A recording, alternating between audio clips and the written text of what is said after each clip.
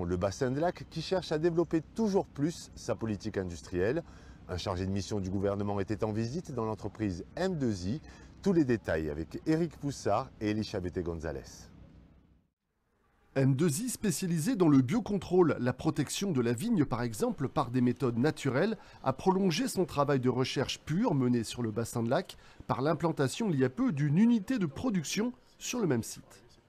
La compétence qu'on acquiert en recherche, c'est toujours une opportunité de carrière pour les gens de la transformer en produit, en usine.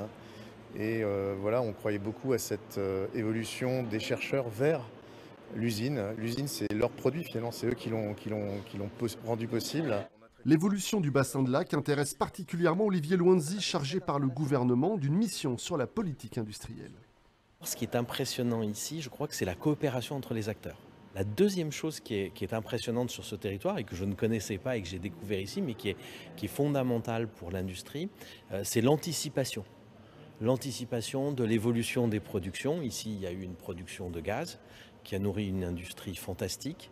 La production continue, mais elle n'est plus du tout au niveau d'avant. Et donc, il a fallu reconvertir le tissu industriel. Les élus locaux ont profité de cette visite pour faire passer des messages au gouvernement, des priorités pour aider l'industrie. Il faut de la souplesse dans les règles administratives, il faut de la souplesse sur le développement dans le foncier, il faut un peu plus de souplesse aussi sur les études de faune et flore qu'on regarde de la même manière sur des friches industrielles que si on était sur le parc national des Pyrénées.